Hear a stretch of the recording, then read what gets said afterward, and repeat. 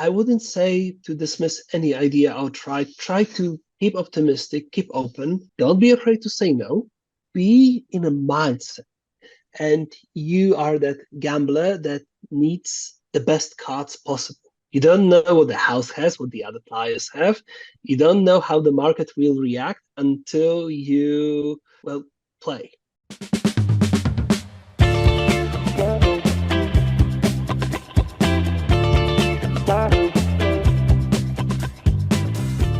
Welcome to the Product Quest podcast. Thank you for joining us on our quest to better understand innovation and product strategy. My name is Jan Wermuth, and joining me as always, my co-hosts Scott Burson and Jonathan Edwards. Today, we will dive deep into the challenges of becoming and being a product manager with Dr. Bart Jaworski. Bart is a senior product manager at Stepstone. He has worked, and I should stretch this, as a senior product manager at Microsoft. And he is, I've just seen this today, a LinkedIn top product management voice. So there is a little button there that's very nice. So through his online courses on drbart.com, he has trained over 18,000 people, is it now, I think, in various aspects of product management, from how to land a PM job to running design sprints and much more. So this is going to be super exciting. Bart, welcome to the Product Quest podcast. Great. And thank you for having me. It's drbartpm.com. Unless you want to have I think drbart.com is some medical professional, as I recall. That was already, URL was already taken. Mm-hmm. It's it's Dr. Bart, drbartpm.com. Yeah. Perfect. All right. We'll put it into the description. So can we just jump in at what's greatest about being a product manager? I mean, if one looks at your website or your LinkedIn profile, we can clearly see there's a lot of enthusiasm there for being a product manager. But what is this about? Why is it so great for you? Well, it's the ability to touch so many lives without being a politic. It's politician. Yeah. Politic is more of a Polish word. That's maybe a joke approach to say, but really, when you look at those hundreds, thousands, millions of people that maybe sometimes appear like numbers in your reporting suite, but those are people that have a real problem that you are solving. You wouldn't be able to do it on such a scale without being a product manager that manages specific product. You can help your neighbor with his or her plumbing. You can help your family, but can you connect millions of people together via a call unless you are a product manager at Skype? No, you can. And having this realization that you can shape other people's lives is tremendous. Speaking of families, I really loved being at Skype when I remember the story of my Chinese friend who used Skype a lot with her parents so that the grandkids can stay connected. And it was very easy because even when their granddaughter was like 3, 4, she was able to grab the phone without being able to read anything. Just push the Skype icon and there was grandma, there was grandpa. And even at Stepstone, which I really love to work for the very reason that, at least in the area of business I'm working for, it's all about connecting candidates to the right job. There's nothing nefarious, nothing retail about it. Though for us, it's like, yes, we have to get those people applying. Our clients are counting on it. That's the business part, but the mission part, the thing that keeps me up and energized at work is, well, the fact that people who don't have a job suddenly have a job. And being one of the unlucky hundreds of thousands that were affected by the tech layoffs earlier this year, I know firsthand how difficult a time it is to look for a job, especially when it's not like, oh, I have had it, I'm like very in demand in the market, I'll just wait who comes and takes me. That was the case 3-4 years ago. Now we are in a quite different reality, though it's getting better looking by the number of positions available on the market for different positions. Yeah. I mean, you must have firsthand insight, basically, in the development of that. Yeah, But yeah. yeah, This it's true. this is where I have to like hold my horses with the numbers, though they are here. They are not for me to share. Okay, okay. Well, I really love this how you framed this. So it's really we've been talking about being a product manager is this changing and touching people's life, but on a scale that otherwise wouldn't be possible. And I think I really like this mission. I mean, you seem to be very mission driven about this, like the ability to change or positively affect people's life. Well, that's how the best way. This is the best way to get motivated about this job because it. You said that a lot of good stuff and optimism on my profile, but when you look through the job through the Yeah, post, there's also a lot of challenges, a lot of negativity, and a lot of typical product management hurdles that you have to go through in order to get anything released. Like just 2 or 3 days ago, I was reflecting on my LinkedIn profile with a picture of an iceberg on how the simplest yeah, update needs like a 3 or 4 month head time to get done because you need to have the design, you need to show it to so many people, you need to run through every copy, every picture. There's so much work involved, and I was looking at it and I was like, when did my agile become so other Polish? Like I didn't even notice. Like only when I started reflecting on the yeah, level of prep needed to provide quality work and not something put together in 2 weeks, then it's yeah. like, oh we. Yeah, yeah. So maybe can we dwell a little bit on this? I would really love to. I mean, not just for the sake of being negative, but I mean, I think you rightly mentioned that there are quite a lot of challenges that you have to deal with as a product manager. So maybe if somebody would be new to product management, what were some surprising or challenges you that didn't think at first that you would have as a product manager?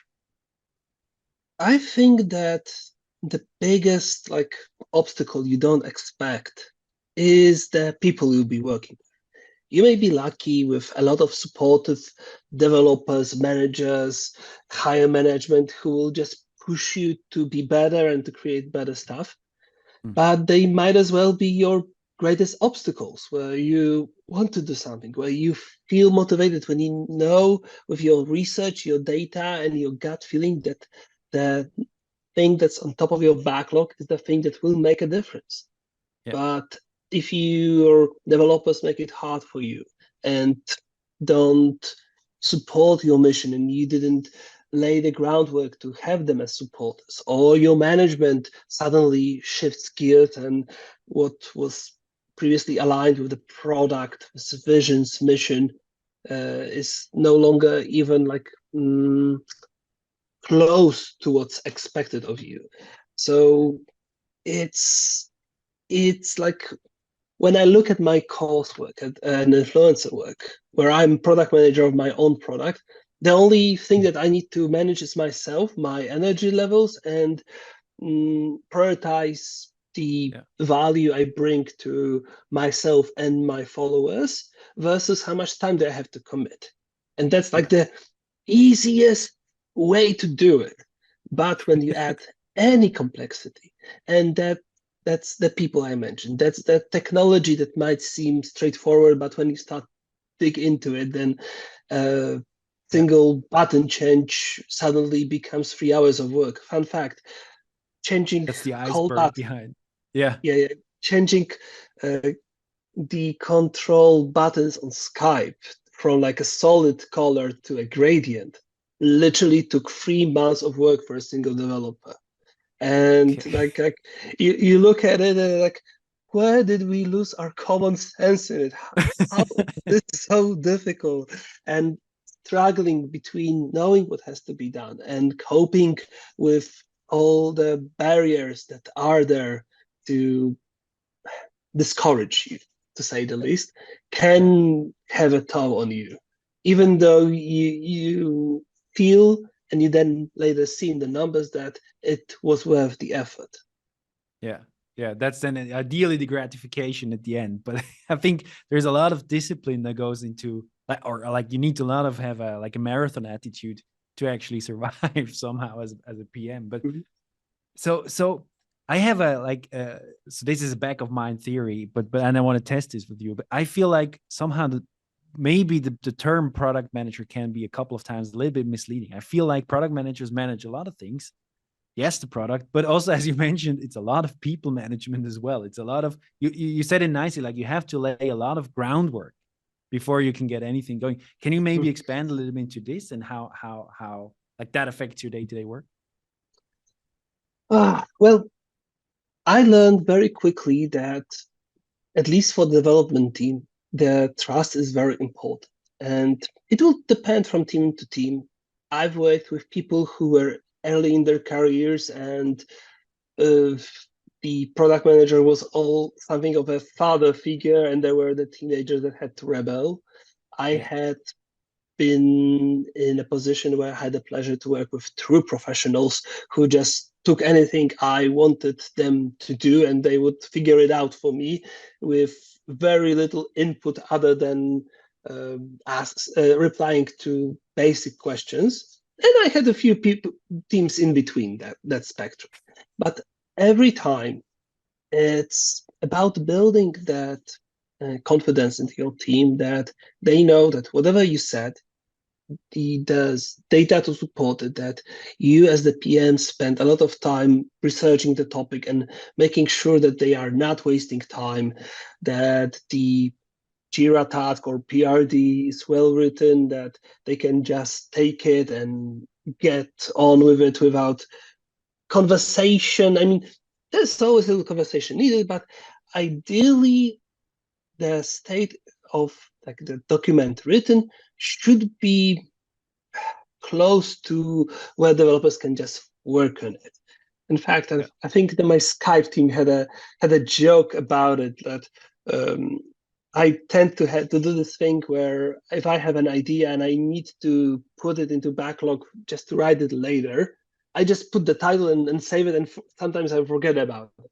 And unfortunately, on one occasion, like this solo title ticket made it to refinement, and It was if actually there's the not, and there was not no, there was nothing there, and like and everyone is looking at this just title, and they say, guys, come on, it's Bart. If you need the description to understand that what to do, not solo based yeah.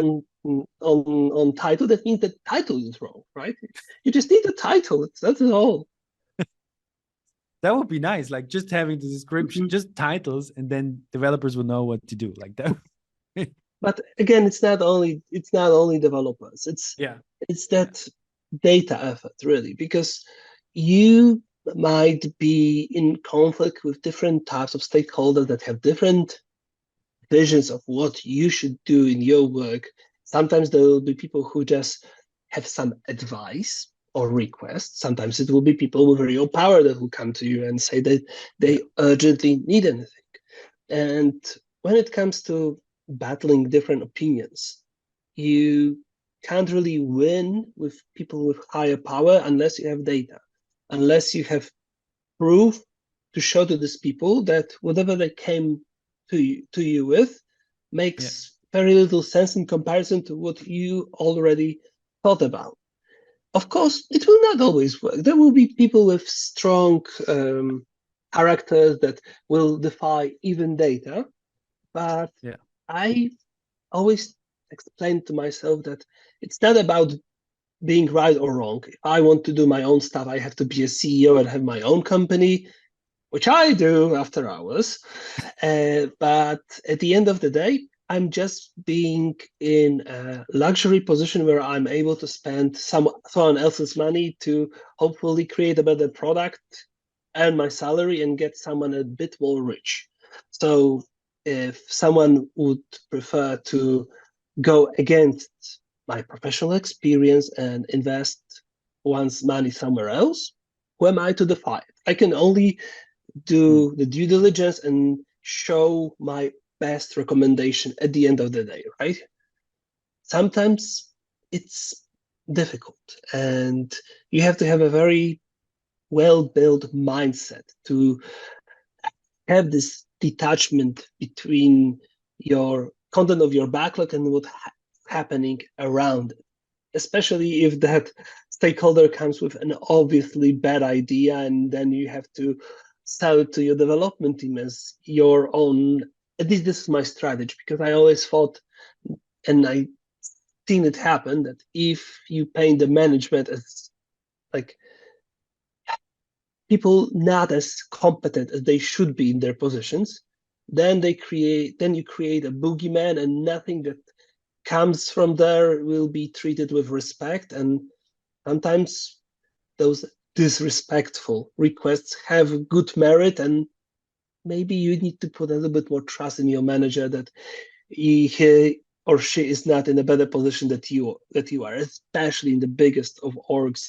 And this is something you can expect when working in Google, Meta, Microsoft. The, the big corporate game is out there, and you just need to accept that maybe you're not a pawn, but nothing more than a bishop, really, on a whole mission of product management. Yeah, that's nice. Jonathan, I had a question relating to data. You talked about proving your assertions with data. Could you maybe run us through what that looks like? What does that mean to do that? I would split that into two sections, really.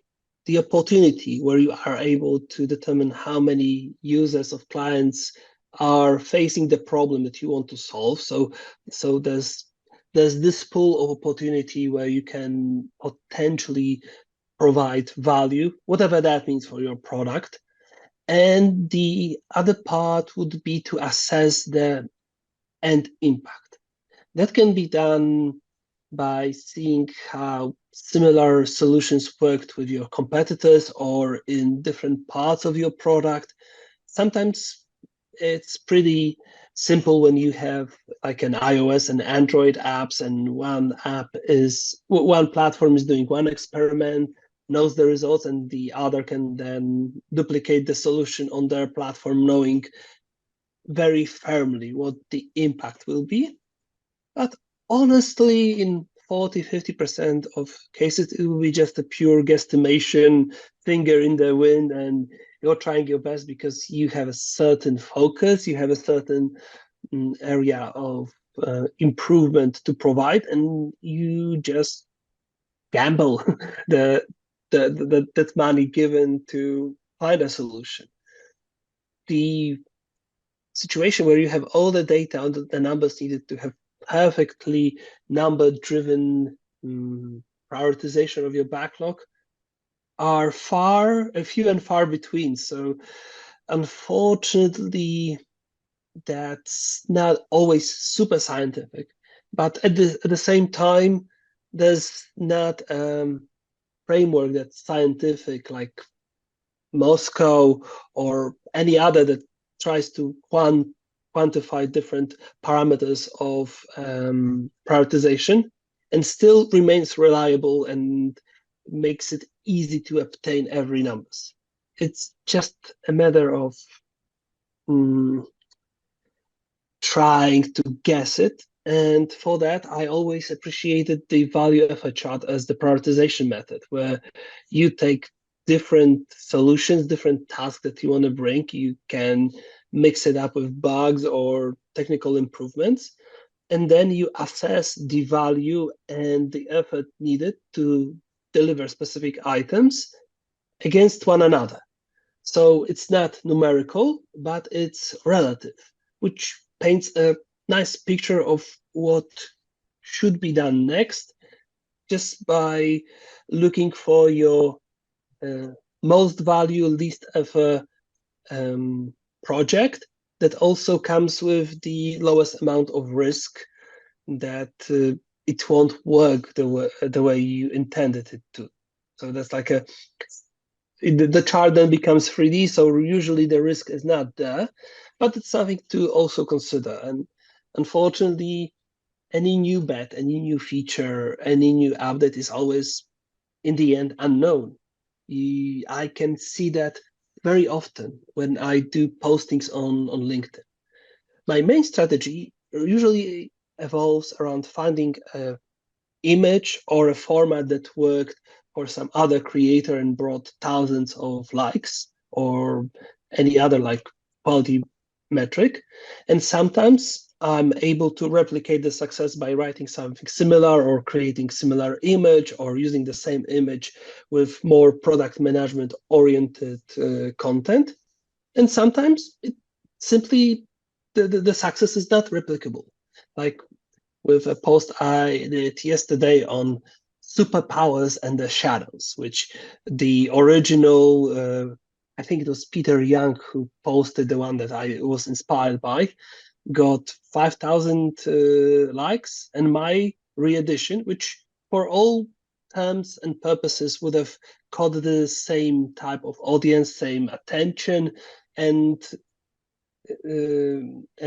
by not plagiarizing, but like keeping the inspiration and showing the original source, didn't work out the same way. So it's always a big product casino, and you need to play until you win.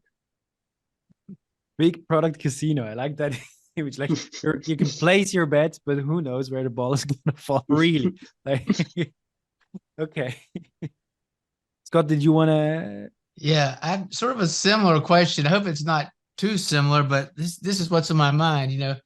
As a product manager, especially with software products, you get lots of suggestions. You get lots of emails.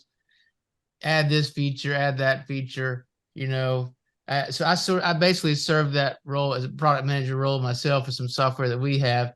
And often my immediate reaction is just like, no, I think of every reason not to do it. But what's your process? So an idea comes in, somebody suggests it. It could come from any stakeholder, it could come from a user. How do you evaluate that? What happens next? Well, it is very similar because it starts with obviously giving yourself some time to evaluate the idea. And I understand the urge of saying, no, that doesn't make sense, especially that you live in a world that's already sort of sorted. You have ideas what you want to do, you want to go through with it. And every distraction like this is pretty irritating, isn't it? You just want to do your stuff and not hear thousands of heads that appear smarter than you and thinking that they know better. And let's play around with that product casino reference, because it's really another vector of information that you get with any idea. You can go with like this product route to evaluate whether it's compatible with the mission, vision of the product, the current strategy, whether we have some data to indicate its potential success or not. Or we can just have a big magnetic drawing board next to one another, next to you, and just put another idea and try to prioritize this versus anything else you have in the backlog. And by all means, I wouldn't say to dismiss any idea outright. Try to keep optimistic, keep open. Don't be afraid to say no. Just be in a mindset where you know that you don't know nothing, and you are that gambler that needs the best cards possible. You don't know what the house has, what the other players have. You don't know how the market will react until you play.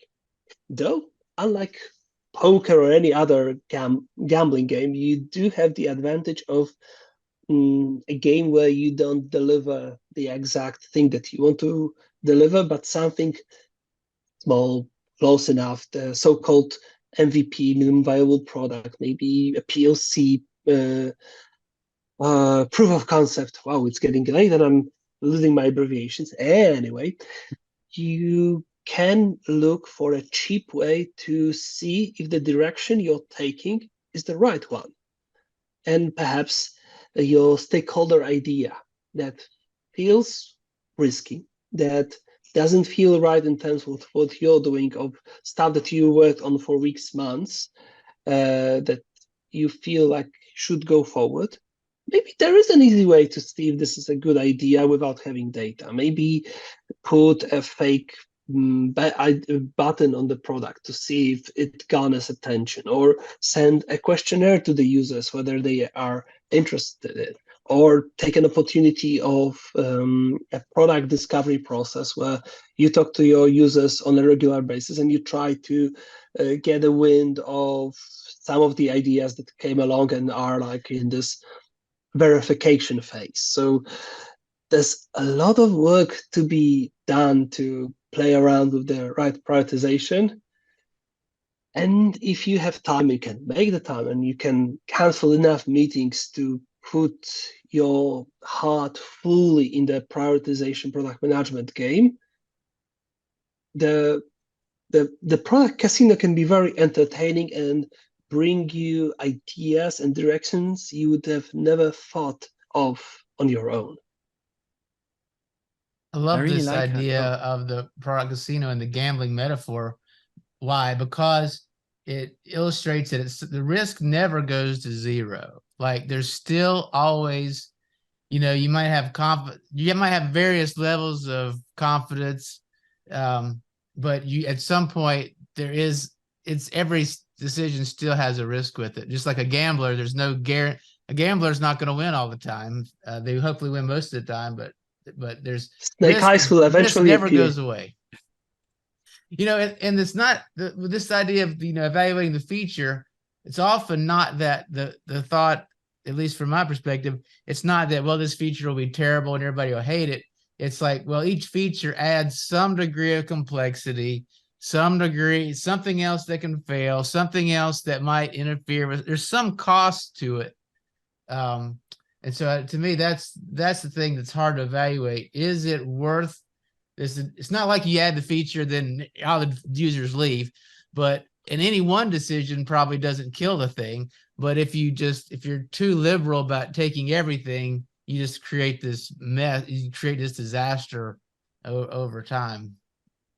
Yeah, and that is actually a big risk with being a product manager, that you can have the best solution that you spend months working on, and then a disastrous launch can kill the whole project that otherwise would have been super successful. Or you can make poor copy choices that will confuse the users and the work will never work the way it was intended to. I always have the picture of the first iPhone in front of me when I talk about it, because iPhone, other than the glass screen, was an innovation at all. It was technology that was already there on the market in various shapes or form, and even Apple, in the form of Apple Newton, had something of a smartphone already on the market at some point of time. But it took all the technology that was needed, pushed to almost like, I don't want to say perfection, because I never liked iPhones to begin with, and I hardly ever had one, but it was a situation where the whole was greater than the sum of its parts.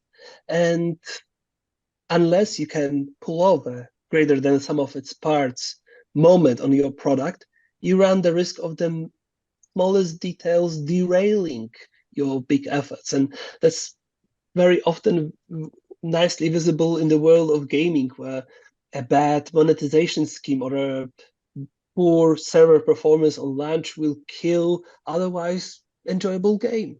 So yeah, it's not a product manager position for the faint of heart. Your story, it's funny. I had this, as you were describing it, before you mentioned the iPhone is also the product that came to mind, but let me explain why. It's like, if you go back to like the generation 3, I mean, it's hard to remember, prior to having the lightning connection, there was this connection that was about 3 centimeters wide, maybe not quite that wide, 2.5 centimeters wide. And I remember when Apple went from that one that was 2.5 centimeters wide to lightning, as a user, I hated it. Why? Because I had all these chargers and I had all these. So they literally did something that I hated. And if you would have given me, if I would have filled out a form and I said, this is terrible, now I can't use all my charging cords and blah, blah. But clearly so the product manager had to take a bit of a risk at, hey, here's something our users are not going to like. It's not going to provide immediate benefit, but in the long run, it's smaller. I don't know. I presume there's some data exchange, there's some efficiency, there's some functional benefit, I presume. But I think that's interesting in that you'd say the product manager is not for the faint of heart. In that case, some product manager had to make a decision that was not going to be popular, yet in the long run they could see the vision where it would be ultimately better. And then they would just sort of have to take the arrows. They place the bet, and you just have to wait for enough. You sort of have to take those arrows and shots while it plays out before the users come around to, oh yeah, I do see it's better now, if that makes sense. Well, you're talking about changing the lightning port from the older version to the smaller version, but yes, I immediately remember when they removed the jack port from yes, iPhone. that I was also, like, yeah. yes, whoa, why are they doing exactly. it? Yeah. Or I'm And still now having. nobody uses it anymore. So Mhm. yeah, that's true. I'm not a Mac user. I had a Mac for 6 months, and every time I had to use it, I felt like entering a competition of throwing laptops into the garden. Uh, Oh, you and have to say that. Yeah.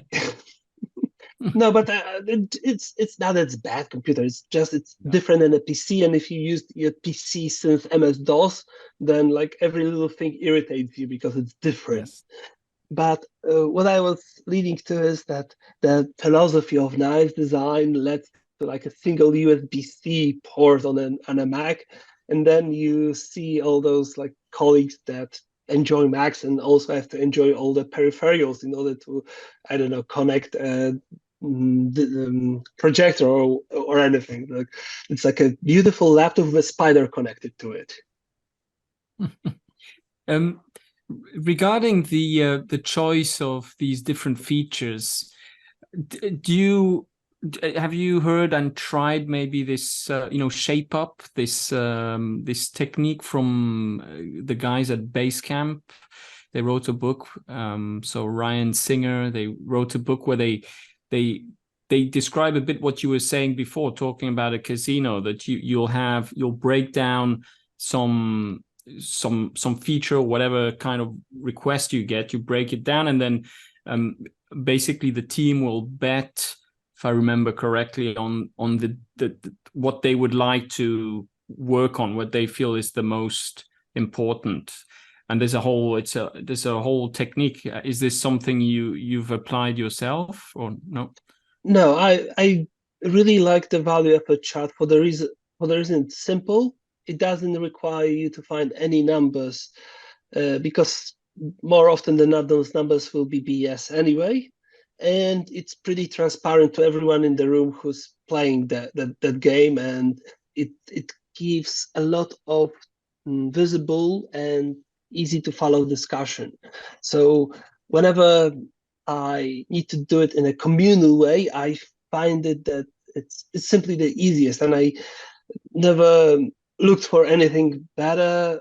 But thank you for the recommendation. I'll definitely check it out, especially that Basecamp is pretty close to my heart, knowing that that's like what 12 guys who made Basecamp, and they managed to run a very successful SaaS business for all the time with very few people.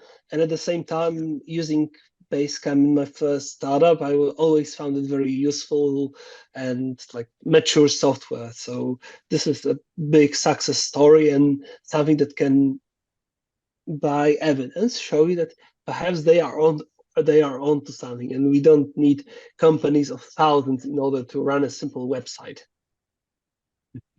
Yeah, I think they're a good proof that, I mean, something they did very, very, very right. But I want to get into a little bit. I mean, it sounds like there is like what's a good recipe to bake a PM, basically, right? So it sounds like a little bit, you need a little bit of luck. There is never, or you never have the certainty, but you need a lot of other things as well. You need kind of people management skills. You probably need something like technical knowledge. What are the ingredients that make up a good PM? I would start with communication. If people can understand you, they can follow your narrative, and you know whom and when to talk to and how to talk to them, that makes it so much easier, because you suddenly get fans of you who want to help you out. that they understand the opposition, they see the opportunity, and because much of product management is people management in different shapes and forms, it's the key skill really to have, and it's a skill that's naturally evolving as you go along. And I particularly had a lot of fun when I came back to Stepstone after 3 year break, and I was given my old account back so I could see my old emails. Ooh. Jesus Christ. When I saw my last like goodbye email, it was like I thought a kindergarten wrote it. Like the choice of words, the weird grammar. I mean, back then I was like, oh, that's the pinnacle of my writing. It's my farewell email. I need to like do my best. Yeah. Maybe I did my best back then, but oh boy, it didn't stand the what's the phrase? Um, it, it didn't age well. Yeah. But I think if you're not ashamed of stuff that you've written a couple of years ago, you did something wrong. Like you stopped developing. I think like there is an issue. That's kind of, if you look back something you wrote 5 years ago and think there's no way I could have said it better, that's a bad sign, I think. 5 months ago, 5 years ago, And 5 years, who's talking about 5 years? between you and me, and that's like top secret. Please don't tell anyone. Never tell anybody. Yeah, some of my posts are being reposted on LinkedIn like every 3-4 months, and sometimes when I go back to a successful post and before I post it, I do like a proofreading again. It's like, oh my god, what were I thinking? Yeah. It's like, and it's just because like natural evolution, daily writing, and like playing that let's get better communicating game, you see how much worse one has been previously.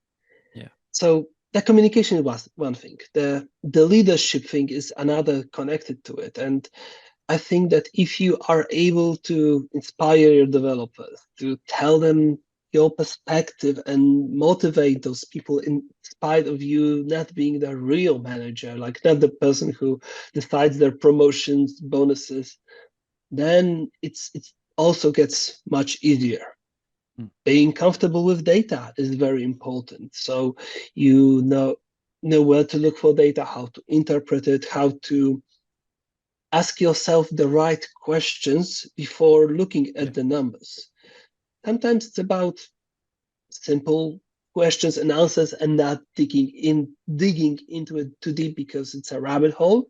Sometimes it's about getting the smallest detail right so you don't arrive at the wrong conclusions. Yeah. So yeah, that's data. I won't say tech because I think it's a common. That would have been my question, of course, like the follow, like what kind of development stuff, blah, blah, blah. But okay, why not then? Because you are not about developing technology really as a product manager. You're about developing solutions, and you don't really need to be focused on how things are done. It's about focusing on how things look in the end and whether they work as intended or they need additional work. Of course, it's not about like one day you are in the field and putting grain on the earth, and the another day you are a technological leader. You still need to invest time in understanding the language, understanding the principles, but only for the communication's sake, really, to know how your devs work and what are their struggles so you can communicate those struggles further along if you need to.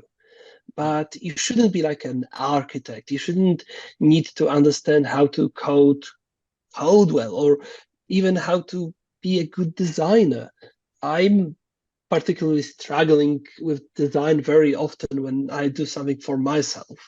But as a product manager, you're basically the brains of the whole operation in terms of getting as much vectors and inputs to your brain or your backlog or other system as possible.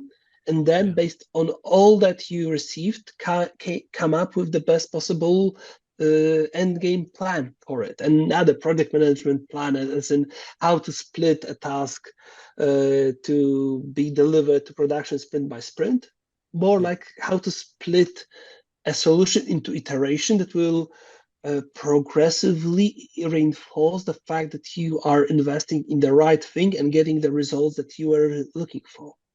Yeah. I'd like just to echo that point, because that's one of the more, you get into these LinkedIn arguments sometimes. This issue you just brought up, or Jan just brought up and you answered, do you have to be technical? Do you have to be a developer to be a product manager? I have the same position you do, that no, you don't have to be one. You don't have to have that super in-depth knowledge, but that's one of the points that people really take issue with what I've said. Here's an observation I've made. Well, people who say, no, you do have to be a developer, I'd say always people who they themselves were developers and became product managers. And therefore they're like, everybody has to take the same path I do. But I think for those people, their temptation is to keep doing development. Like, they have to keep out of it. Another thing I see is people that are in sales or marketing, they become product managers. And then their temptation is to, now they want to go on sales calls. Now they want to just stay in the sales role all the time. And it's like, I think there are lots of valid paths to product management. And I think the fallacy some make is whatever individual path they happen to have, they say everybody has to have it. But I love what you framed up when Jan asked what were the key skills. You began with communication, leadership, being comfortable with data, and being analytical, if I can sort of interpret what you said. Mm-hmm. And I totally agree. Those are far more important than any in-depth technical skills you might have. I just wanted to sort of reiterate it, because I see Mm-hmm. that point debated a lot. Yeah. On my YouTube channel, there's like a lot of videos on how to get from one position to product manager. Yeah. And like the common theme there is like, strip yourself of your old position because it will hinder you. I came from like project management background, where I evolved into like a junior PM project manager in a startup, where there were a few people and you had to be really strict and like make sure that everything was done right and check every little detail. And when I moved on to a more mature company like Stepstone, I still was like micromanaging and checking everything, right, until I had the right agile coach that basically held me to my t-shirt and held me far from the team, so I can isolate myself, see that things will happen without me breathing over the necks, and like show me that I'm failing at thinking about strategy, thinking about long-term product development, which I arguably started those skills from zero back then. And it took me a few long years to be comfortable with both firefighting and like planting forests, to keep the analogy. I really like this. I mean, I think it's a constant battle also I mean, I'm far from having experience as a PM, but I kind of see them from the outside. And I think there's this tendency to go back where you're comfortable, right? And that's probably where you've coming from. So what you've known in the past. And so that's why I love how you emphasize it's like one step to get into the PM world is you have to strip yourself exactly of that, because otherwise you will always have that tendency probably to fall back on what you know, and it's probably not going to work, or not all the time at least. And it's even worse if you are like a senior designer that evolves to a PM, and then he or she has this person's own designers who are probably more junior, and then it's like this frustration. Oh, I could have done a better design. This is so bad. And you have to hold your own t-shirt and just point this person to like a better solution, so your mentee can evolve, and you have time to do your new job and not do the old job as well at the same time. Oh, it's pretty difficult to keep professional. So I think landing a PM job is a big topic. Also one that you speak about, and that you have courses on, and there's a lot of on your YouTube channel as well that you can dive in. So I mean, but I want, like, why is it so hard? Why is that so difficult? It seems like PM is one of those kind of hot jobs to have. UX is maybe one, but so why is it so difficult to land one? What does it take, and where you can help? Well, this is a classical paradox of looking for a 20-year-old secretary with 30 years of experience. That you really that employers look for people with product experience already, and this is understandable. As I said, we are really like in very like basic foundational level of our work, taking someone's money to transform it via coding into more money. So you don't want to invest in someone who doesn't yet know what he or she is doing, right? You want a person who already had that experience. So it's very rare that someone is so amazed with a person that comes to an interview without proper experience that lands the job. So how to compensate? I would say that there are two tracks to do that: the long way and the unicorn way. The long way is obviously doing those development, design, QA jobs, something around the agile team, around the product owner, product manager, where you have the exposition, where you can help this person, where you can volunteer to replace the PM or PO when they go for holidays. And there is just a day where you go to HR or your manager and say that this is like the thing that you would like to do long term. How do we make it happen? And with the right track record, this will eventually happen if the company has openings for PM and they can see that you've done the work. If not, then it's time to find another company that will be willing to eventually give you the opportunity if that's the goal. Yeah. The unicorn track is where you are able to amaze the person on the interview by what you've done to become a product manager. That obviously is reading books, articles, following people like myself, taking courses. But I believe that the most important thing is to demonstrate that you do have the experience without landing the role. You can do that by either utilizing product management principles in a role you're currently occupying and being able to frame it as such, using the right language on the resume, or just take and create your own product. You don't need to be a coder. You can simply do, say, create a social media account and give yourself a goal of having, I don't know, 10,000, 2,000 followers. Same for, I don't know, YouTube video, blog, and then apply the principles of learning and adjusting, trying different things until you reach the goal. Fundamentally, the work of a PM that you need to demonstrate as your experience is setting a goal, having a hypothesis to reach it, and then trying and learning until you reach the goal, and then being able to talk about the journey and how it panned out. On my YouTube channel, there's a story of an influencer on a Chinese social platform who started her work based on my calls and her efforts on how to apply those PM principles on her social media channel, and she managed to get that job as a PM. Now she's already mid PM. I believe no longer a junior, though it's already been 3 years, so it's the right time. And the unicorn track also has like a less unicorn track, so to say, when you apply for internships or like pretty junior roles where you probably are not expected to already have significant experience, but they usually want people with experience anyway. But the bar is lower there, and especially if you are able to show that you're leaving reading product management and you have some your successes on your own, perfect. What doesn't work, and what I think is common line in the industry, are the certificates or MBAs.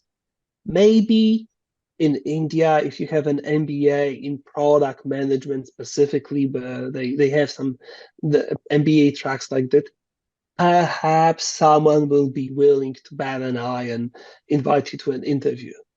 But say product school certificate, though they claim otherwise, is worthless in terms of getting you the first call on a resume. I mean, just any product management certificate won't be the determining factor if for you to get a call or not. Maybe for the internship, but what intern will invest $5,000 in a course, right? So I think that all that is taught, I think I know for a fact, because I've specifically had an opportunity to inspect that particular organization, can be found in cheaper courses, even for free in the internet, just not in a like a cohesive one narration and like cause and effect way. And you don't need to like invest thousands of dollars to get the position. You just need to invest time. You just need to take a leap of faith and create something of your own and have the journey of success or failure. That's also okay to present, and that might just work out for your unicorn journey. But at the same time, it will also help you with your the long track journey, right? You will be still able to go to an internal interview and tell whoever you'll be talking to about all you've learned and how you applied it already, plus demonstrate on how you worked with the current PM as it was.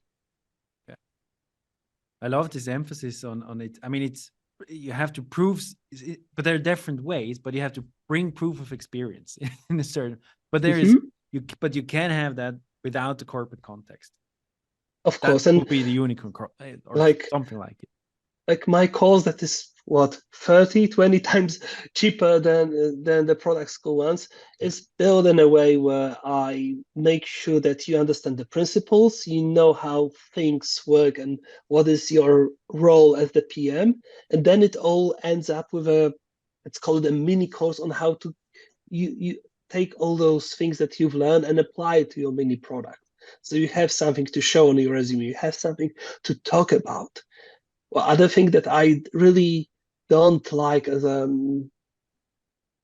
proof of experience that people put a lot of emphasis on sometimes is doing, how do you call them? It's like home exercises. Like, but when you apply them, so when you take them home. No. And like when you have like a product problem on your own and you just do it at home, like if try to figure it out, but not as a part of the recruitment process, but for your own. And then like a portfolio of case studies. I think it's Okay. yeah. So like so it's Figma like case studies or something, like people who have a portfolio. Yeah, and for me, it's like having a mock job interview support group.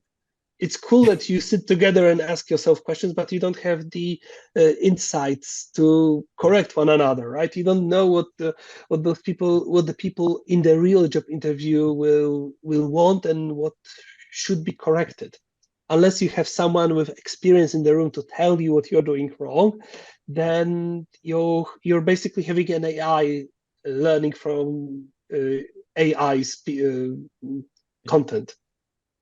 I want to emphasize this. So just you mentioned like in there your course, but like I think it's a very important one. So there's a couple of courses that you provide, and one of them is really this. I mean, you take people throughout a journey of how they can apply and help them basically do do a first mini project on their own, so they have something to show. Can you? Yes. Right. So can you, like, where can people learn more about these courses? Where should I point them to? I mean, we talked about your LinkedIn profile, but where should people go? So there's LinkedIn profile, YouTube channel. Where else? And basically www.drbartpm.com. You have everything there you need.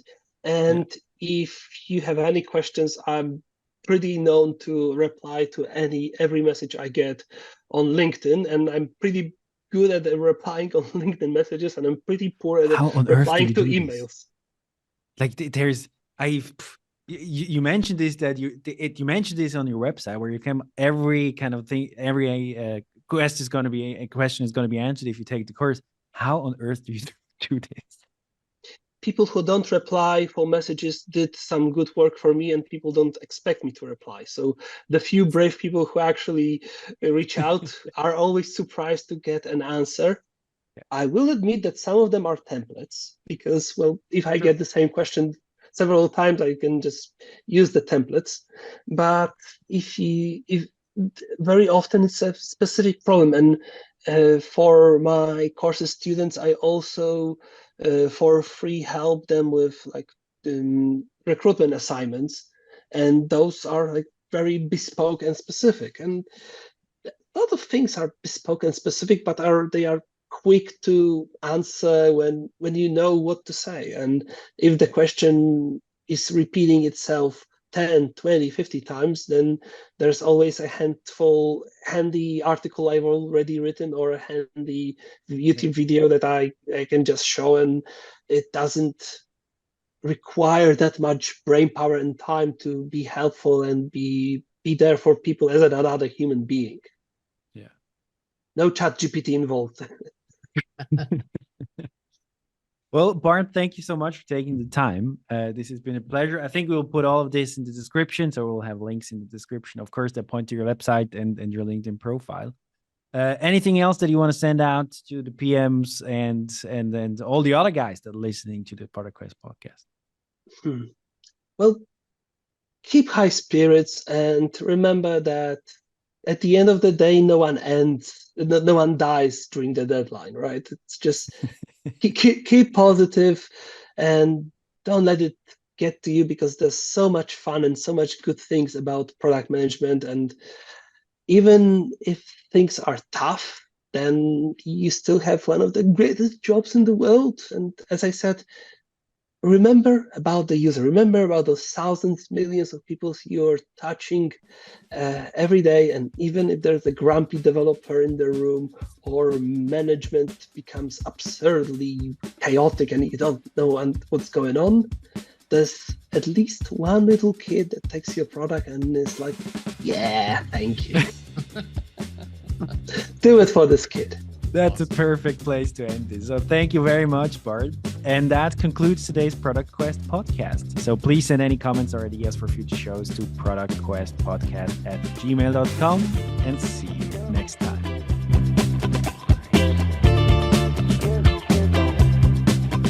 So there is beaming, I think. Is beaming Star Wars? No, I don't think it's both. It's beam me up or energize. Yeah, okay. Yeah.